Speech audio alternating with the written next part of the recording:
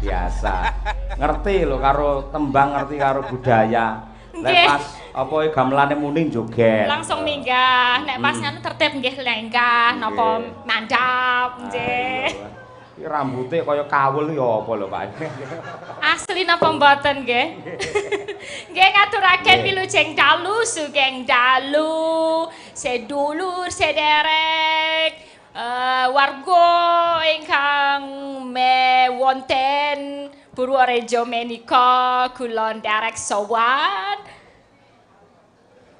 Gimana? Hah? Kok meneng wae?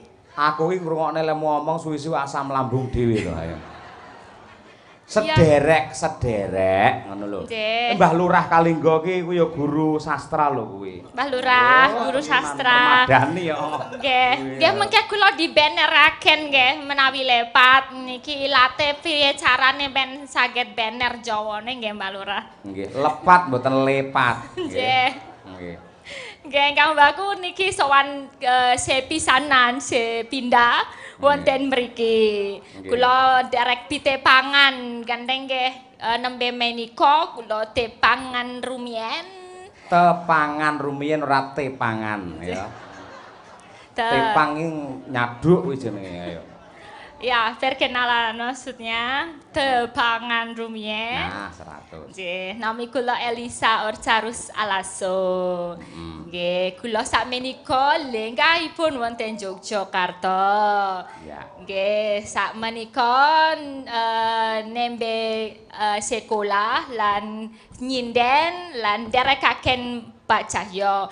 Kula kapernah napanipun Pak Cahyo kula nggih radi bingung.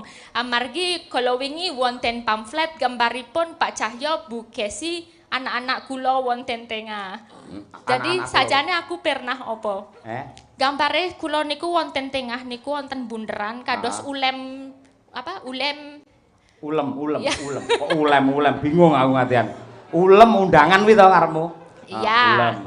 Gambarnya kan Pak Cahyo, Bu Kesi, terus aku kon bunderan tengah gini ada gambarku gitu. Ngene nah, karepe Mbak Lurah undangan apa? Karepe ngene, apa iki lak bersih desa. Kuwi pamflet Mbak, undangan woro-woro lamun to bersih desa wayangan Ki Cahyo Kuntadi mulane gambarku ning kene aku, ning kene Bu Kesi. Iki Pak Cahyo bojone Bu Kesi lah. Ngopo kok sampeyan nek gambare bunder ning kene iki? Iki Pak Cahyo karo Bu Kesi merestui lamun to Pak Cahyo arepe ngepek anak Elisa ngono lho dadi ngono. Oh, kula pikir kula niku ajeng dipun kenalaken niku sebagai nopo? Berarti anak nggih? Anak. Tenan lho. Berarti jenengan kula panggil Bapak. Aja to ketuweken aku. Pripun to? Care pripun, Mbok? Salah El kamu. Jangan salah. Jangan salah apa? Itu poster dipajang Pak Cahyo, saya terus kamu itu ada maksudnya memang. Maksudnya? Itu kan di tengah-tengah itu ada tanda bunder toh, Iya. tanda waru, love gitu loh El. Gini. Nah itu memang itu tanda love-nya dia sama kamu. Ngelek joro Jawane ngono, len aku yang merestui, Jawane aku kok njaluk kon nglamar ke awakmu ngono lho El. Bu aja ngono kuwi lho ora Oh, berarti sekarang saya paham kenapa tadi saya datang gitu kok Pak Cahyo udah ada di depan, udah menyapa. Terus kono-kono Anda tadinya kan jagongan berapa orang cowok-cowok. Suruh pada pergi semua, tinggal Pak Cahyo sendiri digeser. Pak Cahyo sebelah sini, saya suruh duduk di sebelah sini. Terus ngobrol kurang lebih yo setunggal jam langkung setengah ngaten 1,5 jam. Ketoke mumpung Bu Kesi baru berdandan, terus kita ngobrol-ngobrol lama gitu. Lajeng Bu Kesi selesai, saya kan suruh makan sama ibu tadi. Terus ibu nyiapin makan buat saya. Makasih ya Bu. Berarti niku to panjenengan tresnane panjenengan kalih kula niku ngaten nggih. Jare sapa? Lah niku tadi kayak gitu kok jenengan betah ngomong lama. Loh, terus jenengan niku lak tamu gitu. Kula mewakili warga masyarakat Purworejo menghormati tamu yang datang. Oh gitulah, aku tiwas GR to. Lek GR kowe sajake seneng aku iso lho ngono kuwi seneng ya padha wae lho. Nek kan yo awake dhewe ra mungkin to kan nek Bu Kesi. Yang paling aku cintai lahir dan batin. Oh, lah ngaten iki nggih, ampun ngaten nggih. Temenan iki nggih Bu Kesi ya Bu Kesi terus. Nanti jangan kayak biasanya gitu. Kadang WhatsApp itu kepencet tandanya gini, makasih ya Mbak gitu. Gini terus ada love-nya, terus hapus pesan. Kan aku jadi GR. Perkara kuwi ya, Mbak. Konangan bojoku akhirnya aku disampluk parut kae. Ayo. Nggih niki mau namun gagujengan ingkang baku terima kasih boleh sowan wonten mriki saged ngaturaken panglipur menapa kenalan kalian warga mriki lan dongakaken nderek mangayu bagya ambel warsa keping 3 doso atus patang welas kawan. Mbuh sak uni-unimu sawi. Jane ayune kepekok. Aku nggak tahu sih bahasa Jawa niku 314 tikang doso atus kata kawan welas atus 300 sekawan welas. Belas sekawan belas. Enggak patang belas. Enggak patang belas. Ora, lek patang belas kakean kuwi malian ora. Nggih, ya semoga bisa maringi karaharjan ingkang lumintu katur sedaya para warga pinaringan sehat wilujeng sedaya mawon. Sehat wilujeng. Nggih. Ora wilujeng. Niku. Nggih maksud kula niku. Nah niki kula ngaturaken panglipur mbok menawi wonten request lan niki ada titipan juga Pak Cahyo dari yang streaming dari rumah. Nah, ini saya bacakan. Boleh. Udah transfer juga dadi tak golekke tunaine. Nggih. Ora wis PN ae lho Mbak Elisa. Kenapa? PN kuwi to, anu to, saweran to. Iya. PN wae. Mergo sesuk-esuk entukmu yo mek kuwi tok men iki. Lah terus aku pokok nyanyi dhewe ra ditabuhi kanca-kanca. Aku ya pangerten kanca-kanca direwangi teng glasar. Kanca-kanca kan sing ngurusi aku ngono lho. Apa ya? Mau ya diajangi apa ora? Kanca-kanca. Ora nggih ajang mau langsung ayi godhong. Oke, niki mboten napa-napa kangge Madangkara. Dari Bapak Purwito di Kudus loh, dari Kudus juga nonton. Penggemar salam buat Pak Cahyo dan Ibu Kesi. Minta lagu 1 Sri Huning, 2 Podang Kuning, 3 Lali Janjine di T300. Tadi sak lagu 100. Kula kasih Ibu ya ini sebagai bendaharanya. Lajeng. Tadi ada juga dari Pak Antonius Artono, menika ternyata juga dari kampung sini waktu kecil. Dulu waktu kecil itu sering main kelinci terus cari di sawah-sawah cari rumah untuk kelinci. Menika putranipun Pak Nur Samsu, nggih menika nderek streaming saking Jakarta. Terus mbak nuwun. Matur nuwun katresnanipun nggih. Podang kuning sih ya, Mbak? Podang kuning nggih. Nggih, kuwi sing akeh sing ngersake. Ayo coba kaya apa. Oleh Mbak Elisa Orcarus Alaso. Izin ya Mbah Lurah. Ngopo kok izin karo Mbak Lurah? Aku gumun nih. Ngopo? Iya, maksudnya beda banget saudara tapi kok beda gitu loh. Iya genah aku alim dhek rusak beda no. Ya kalau kakak adik kan memper gitu loh. Memper. Iya, kalau sama Pak Kangko rada mirip sih. Ya Pak ini Pak Kalinggo karo Pak Kangko mirip. Mirip, tapi panjenengan kok beda sendiri ya. Lah mau sampean sore ra teko aku mbiyane nalika lahir sik cilik ngangge rok ngono kuwi lho. Critane karo Pak Lurah. Mu adike disambar malah diwirang-wirangke ning kene ora. Nggih Pak Lurah. Nggih. Coba. Nadyan wujud temong peksi agawe talining prangta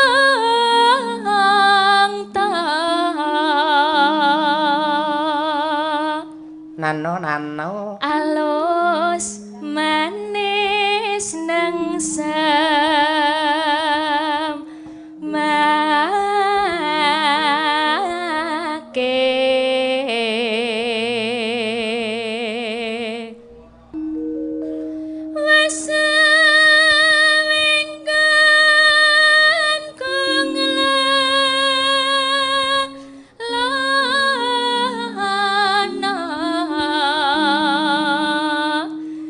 goleki si podang jenar.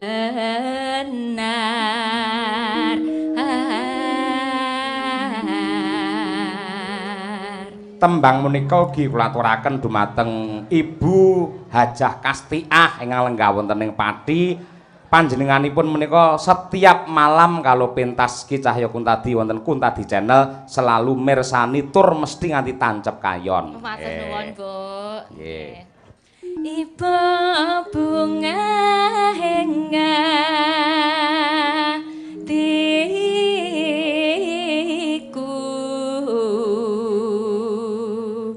nyanding bisa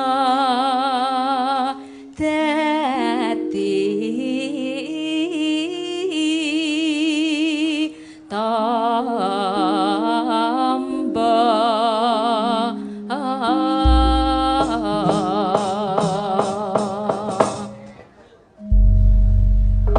Terima kasih. Buka celuk dangdut langsung kemawon Mbak Lisa. Nggih. Monggo, podang kuning adalah doa yang terbaik untuk Desa Purworejo. Podang adalah burung yang bisa terbang, kuning adalah emas. Semoga Purworejo bisa terbang tinggi bersama Pak Lurah menuju zaman keemasan. Amin. Dados.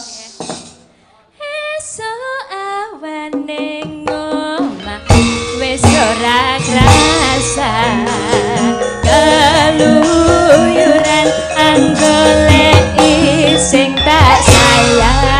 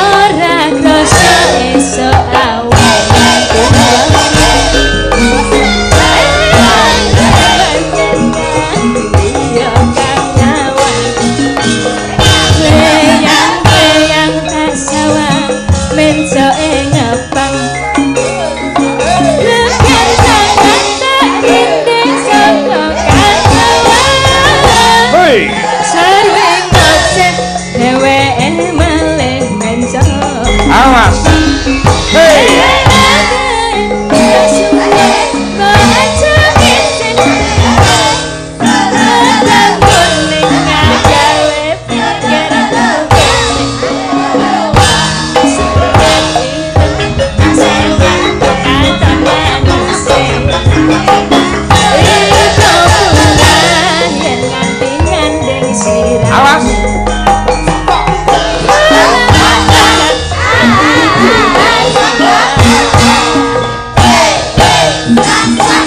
Yang andusut ati kebranan ora mandang hatiku sansaya ketrang tahanani suntikan mulut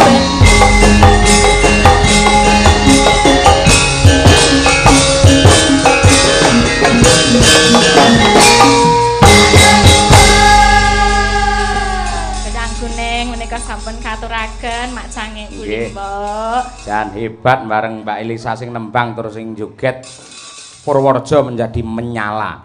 Menyala Purworejoku. Mbak, sampean Nggih. urung salaman karo Mbak Lurah to? Dereng, nggih niki kula nggih ceritakaken nek dulu pertama kali saya masuk ke dunia wayang, ikut Pak Seno itu sebelum tahu Pak Seno yang saya kenal itu dari terah ini adalah Ki Cahyokun tadi bersama Ibu Kesi karena menonton pertunjukannya. Beliau itu idola saya. Wah. Terus ya mung nonton di film aja di rekaman aja. Rekaman video beliau. Lajeng ke panggih malah sama Pak Kangko dulu waktu Ki Seno Nugroho di Boyolali.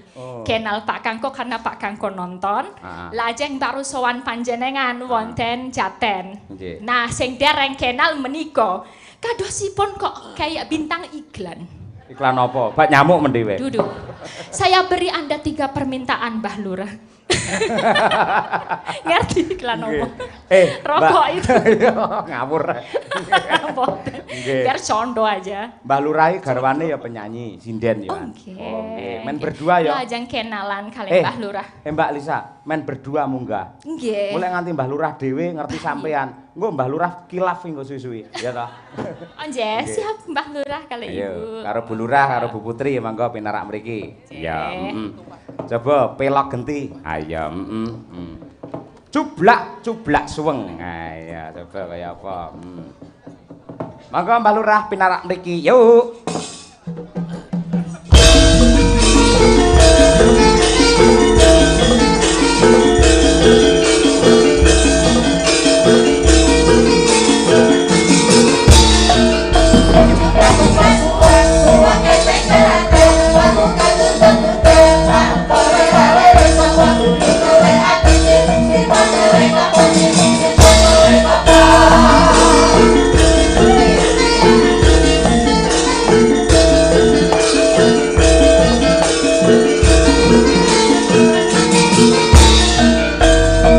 Jumlah suang geprek selengker mampu ketumbang kucel tak boleh rale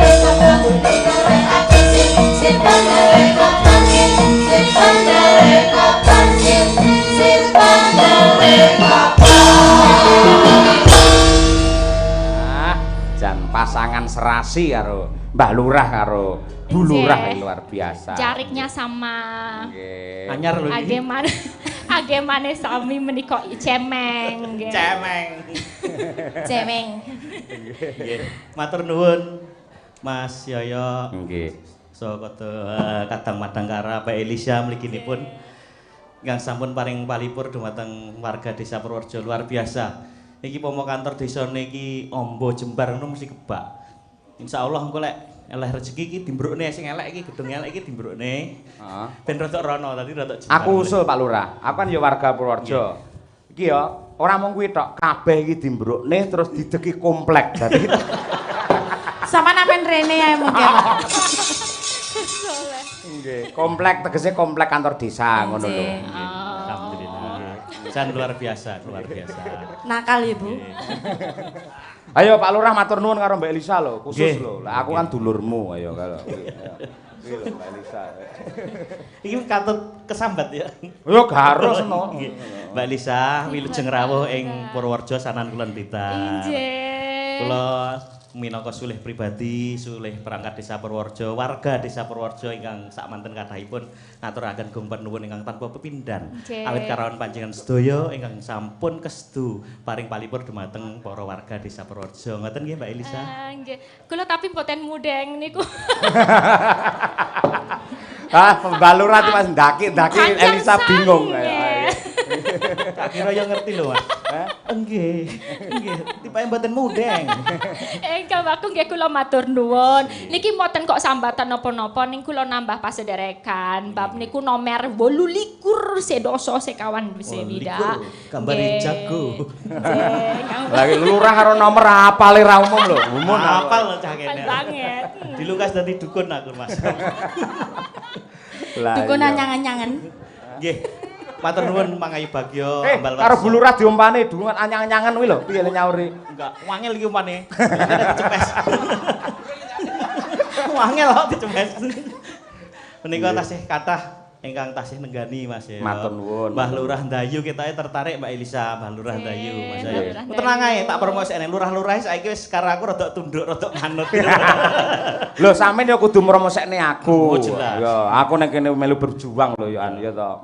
Ene, ngene kene sambatan ku ning gene lurah-lurah liyane tak golekne kentesan ya. Iya. Mboten tenang mawon. Kaya karo sapa yang ngentes nggih. Pokoke kangge piyai Blitar nih wis to dirembuk luwes. Blitar kena dilembuk biasa. Santai, santai. Nggih, santai. Ugi saking PT Sampurna tasik nenggani Mas ya. Nggih, matur nuwun. Nggih sampun paring Alhamdulillah. pasukan kathah. Nggih, nggih. Panjang kuyunge. Sing diproduk niku napa Sampurna Mil napa Kretek? Sampurna Cisamsu Refill. Dadi tenang pokoknya wayangan kene rokokane mesti ngeti lho refill niku. Yoga biasane andalan to biasane. Seneng kabeh. Nek ya Mbak Lurah aja pamer aja kemplelet wong kuwi ya paringane lho kuwi wong liya. Lah kan yo njaluk rono terus tak pelung rene. Biasane nggo gelas Alhamdulillah. Biasane nggo gelas gek nggo bareng-bareng nggih, Oh, Pak. iya. Leleng Nggih. iki. Ugi kadang-kadang Permadani tasih nenggani pangarsa DPD Permadani sing pinter nek kula dadi ya ora pinter sik urung pinter kula ya iso ngomong basa Jawa ngeten. Kula iki nuwun sewu sekolah ning Solo pirang-pirang taun ning malah mboten ngerti lek jenenge ingkang sami Makempal niku bae tembung salah malah jenengan sing ngandani Mbah Lurah. Sing leres lak mau lak Kempal manunggal to. Nggih, nggih. Ah nggih, Makempal iki artine ngerti ra Om? Makempal malah ndungtang tungdet. Ngono. Tungdet. Plotok kuntak tuludet kuwi lho. Iya. Makem. Ora kirimi gambare gen ngerti ya. Oh tak warai tak warai Nggih. Nggih. Mbak menawi Pak Lurah, Ibu Lurah saged kasih sedikit kebahagiaan untuk masyarakat bisa menyanyi bersama saya nopo. Nek mboten nyanyi nggih nyawer ngaten. Aja enteke akeh ngarep omahe. Mbak Lisa, ngarep omahe Pak Lurah iki wis ditulisi arepe. Napa? Lurah sida ludes ngono. Ayo. Lintang Asmara lho Pak Po. Bintang Asmara. Nggih, Oh, lho, ini lagi viral kuwi. Ayo Mbak Putri. Pilek barang ya. Aduh. Dawur lah. Pak Yoyo, Apa, Mbak? niki wawa ature Mbak Elisa kan jenengan tunggal tapi mboten sami to. Heeh. Face-nya wajah maksudnya. Jenengan ini putih, bojo kula kan yo rodok-rodok. Mangka. Iki penjawane paling batine lho. Ah. Kok moro-moro bar macak njaluk diwedaki, ben ora adoh-adoh nemen kalian jenengan. Lah jebul kaya obat anget tok malah tak wedaki. Alah, lek disyuting kamera wong ireng diwedaki malah klawu lho Mbak kuwi piye. Aku emang dipacaki model piye mbuh gak ngerti. Iki diwedaki marino jenggot kan putih to iki. Ah. Iki malah kaku tenan iki kaku iki. Iki apa iki mau? Di maskara. Oh di maskara. Kok nggih di maskara? Ora percaya grayane lho aku. Ono ireng-ireng. Sing di maskara ya aja kono. Ojo, ora mungkin putih, mau bahagia terus. Enggak tahu nggih mikir. Piye keluargaku piye Mbak Elisa? Lho. Luar biasa ini apa rukun dan Rukun, ya. guyub banget nggih, kompak banget. Lek teng panggung ora kok kalih Mas Cahyo, Mas Kangko. Bapak itu gojloki ya. Gojloki sak pole ngono. Sak pole. Anggere bapak gojloki, bapak kata-katane pol-pole matamu ngono kuwi. Ayo. Nggih, astu. Yo Lintang Asmara, Mbak Elisa kan melu background-e. Nggih, Ngono kuwi siap. wis ngono. Mbah Lurah karo Bu Lurah iki jos metile iki. Ayo. Mangga Lintang Asmara dados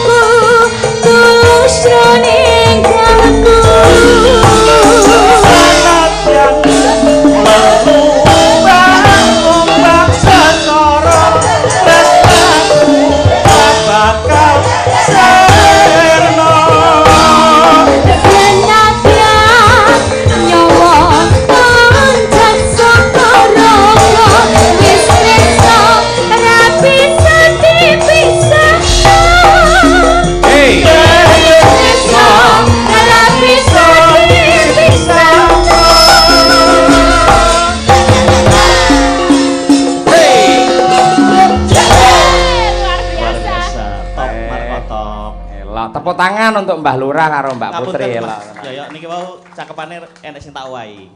Kan Napa? senadyan ngarungi ombak segara. Masane banyu segara diadhe kebo ngono ya ngarungi. Oh, ngarungi. Dadi tak ganti lelumban ning. Oh, lelumban. Nggih. Oh iya, nggih. Wis to. Mergo wong ngarang lagu saiki syukur muni. Sastrane ngawut. Nggih. Sastrane ngawut. Pokok Yang muni. benar. Dadi umpama sing ngarang iki ra trimo kon rene, tak wejange sik. Ayo, arep disestempel. Lelet aku. Tak stempel. Ayo. Nyuwun wanci sekedap nggih. Boleh. Mergo niki kanca kadang-kadang perangkat niki enten sing ngefan banget kalih Mbak Elisa. Nah. Nggih timbangane kadung pun wangsul terus mengke terus dugi griya mboten saged tilem. Nggih. Nggih. Kula ken minggah kedap mawon. Pak Wo, kami tua. Ndang munggah dilut teh. Dilut teh nyuwun wanci sekedap mawon. Pak Wo. Pak Wo, Oh, monggo. Nggih. Pak Wo Purworejo.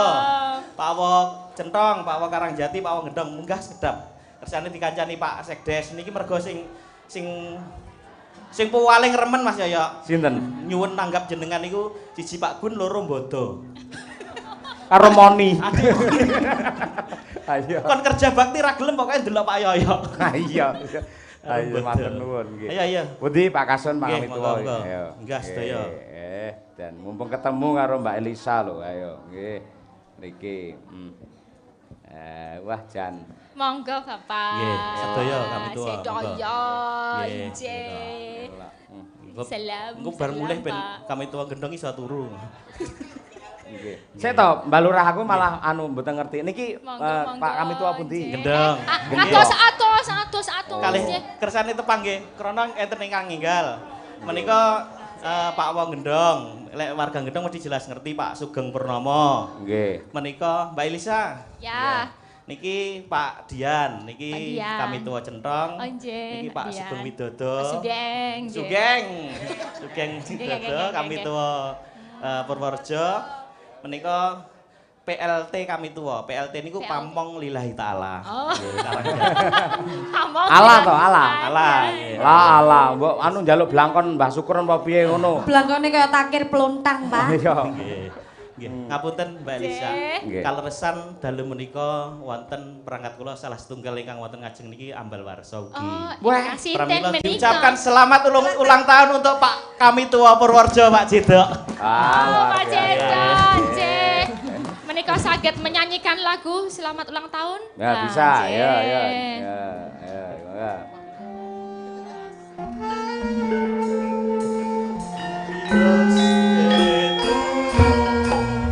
Happy birthday, happy birthday, happy birthday to you.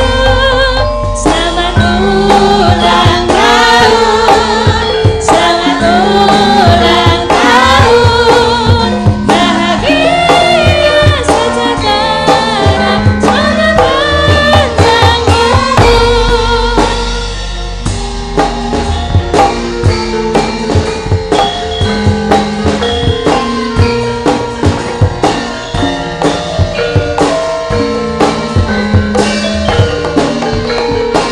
Oh, ada kue. Happy birthday to you. Happy birthday to you.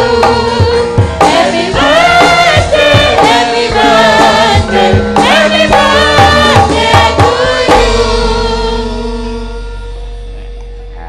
Dan kayak disiapke iki wisan nggih. Nah, sekali-sekali jejer karo Mbak Elisa. Ya, Sampai boleh. nyawang tok. Ini aku di sebelah sini Iya, deh. sipil. Gandeng juga boleh ya. Ya. Gratis ya. Gratis. Ini pokoknya aku juga ikut mendoakan panjenengan panjang yuswa, paringi panjang yuswa, mirah rejeki. Kok diem aja? Amin. Pak Tiup Woh. lilinnya dulu ya, Pak. Nggih. Bareng Pak Wa cedak Mbak Elisa jari ya teles malian. Orang ngomong jare. Apa? Wong maca sambutan bupati ning masjid malah ngompol. Dadi wong sak masjid najis kabeh. Ra sida salat Id. Selamat Tiup ulang tahun. lilinnya, tiup lilinnya, tiup lilinnya sekarang juga, sekarang juga, sekarang juga. Wilujeng Ambal Warsa. Wilujeng Ambal Warsa. Kagem Mas Kami Tua Purworejo mugi panjang umur, sehat selalu, murah rezeki. Amin. Wis. Kok bujet terus anteng, anteng meneng soalnya ambulane. Anu panjenengan sepotoh dua potoh koto rumien ya 2 potoh kato 3 potoh kato boleh. Oh gula jaket mriki nggih. Pripun panjenengan perasaanipun menika wonten kejutan ngaten niki dinyono-nyono napa mboten? Mboten. Mboten kan nyono-nyono. Bahagia napa malah kaget? Bongko. Kowe lurah ya edan. Bahagia? Ya bahagia tapi yang redeke Sebabe napa kok nderedek? ngerum iki gila.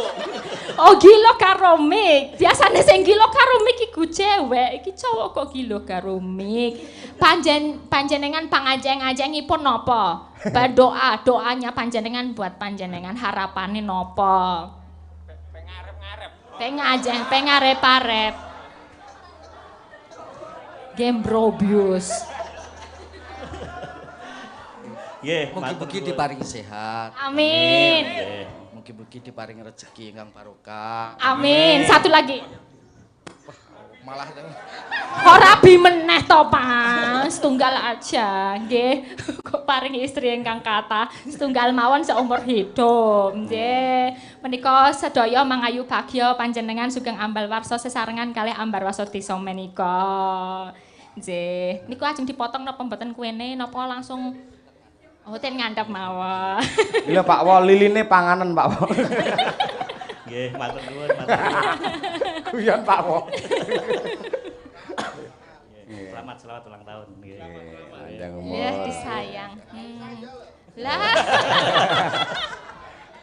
Ya, jan perangkate guyub rukun. Iya, Sugeng ambal warsa pindah malih nggih, Pak. Ah. Wis tangane ra diisuhi 7 dina kuwi kok. Ya, nggih. Matur nggih. Nggih, matur sembah nuwun, Pak Lurah. Matur gong menuwun, mugi-mugi warga masyarakat Desa Purworejo tansah pinaringan bagas saras kanthi hiburan dalu menika dadosaken menapa ingkang nembe gerah tansah pinaringan bagas saras sehat malih pinaringan panjang umur. Urip kuwi kudu digawe bungah aja susah. Nggih. Nggih, kudu digawe bungah. Mula dipun presani pagelaran wayang kulit dalu menika ngantos paripurnaning gati. Ngaten. Matur nuwun Pak Yoyo. Nggih, Mbak Lurah. Sembah nuwun, Sami-sami Mbak Lurah. ya, nggih. Tansah amanah lan barokah Mbak Lurah, nggih. Jan. Nggih. Elak tenan luar biasa jan. Serasi lho Mbah Lurah karo Bu Iya. Lurah. Aduh. Malah sing lanang dituntun. Aduh. Padake picek ya Mbak we ngece masku we.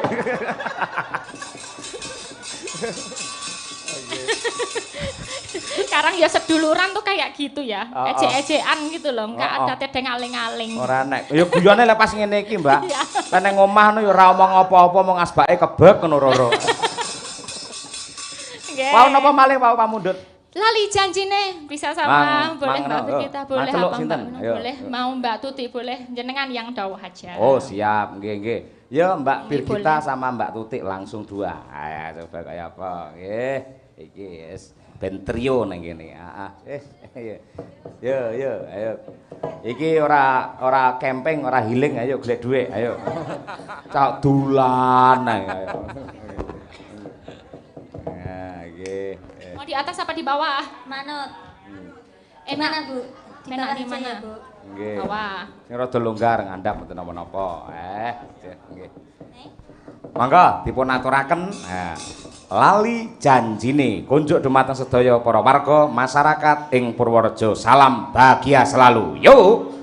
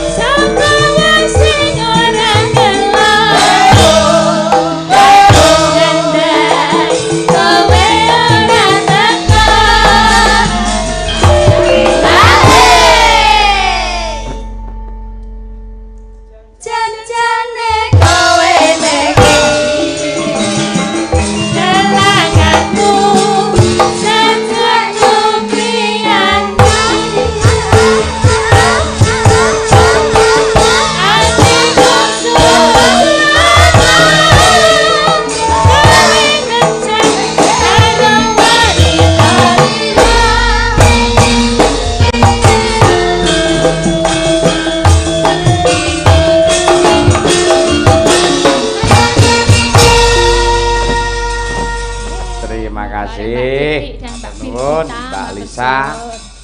Mbak Tutik karo Mbak Birgita. Wah iya, Nduk, awake dhewe selalu nderek monitor. Lamun to panjenengane ya kuwi Gus Idam. Gus Idam, pengaosan mbuh malam Selasa apa malam Jumat ana ning YouTube, ya. Mula minangka tandha bektiku marang panjenengane lan keluarga besar ST Nyel, ya. Pondok Pesantren Mabaul Hikam 2. Iki karo Bapak Sukron diasake Kinanti. Men dibawani karo Bu Kesi terus engko dindangdutke Kinanti karo kanca-kanca. Oh iya, ya. Pancen ya sangat menginspirasi panjenengane ling ngrangkul para nom-noman supaya gelem nyedak karo agama luar biasa. Mula sungkem bekti kagem Gus Idam. Ya, Ya Bu Kesi, Kinantine Bu Kesi. Ya, Karsane juang moho aku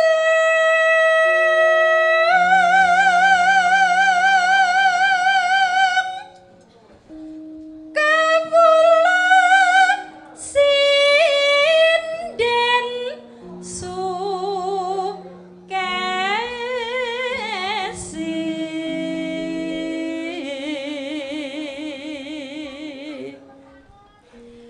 saged pinanggih Gus Idam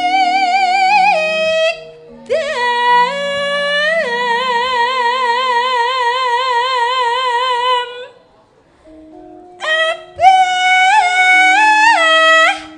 kiron kang lan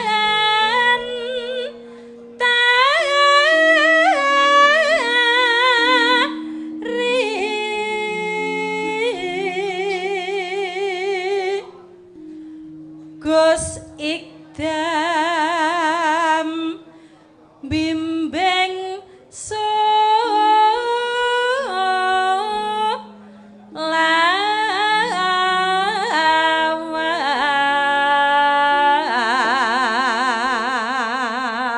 nalika Bu Kesi gerah antara hidup dan mati di bawah sadar, panjenengane rumangsa lamun dibimbing selawat karo Gus Idam terus njenggelek sehat seprene. Ah iya ngono kuwi. Terus Bu?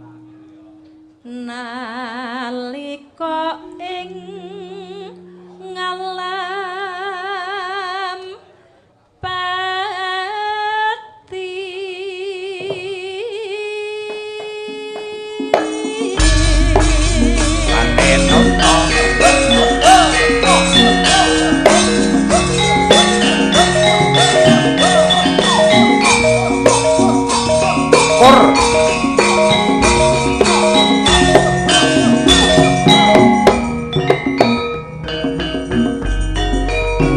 Kyai muda desa bagus bagus lahir tekan batin Gusti kemiluan kita pimpin jalan ilahi kawula garangan Solo ingin selamat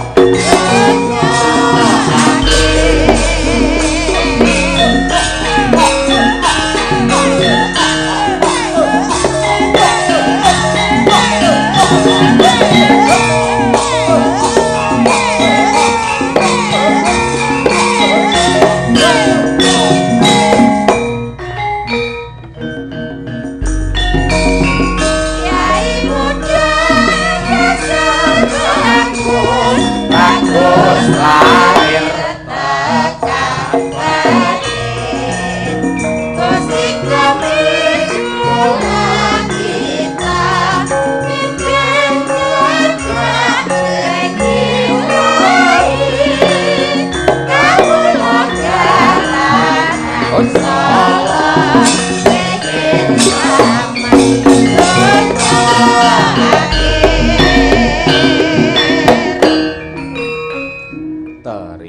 kasih.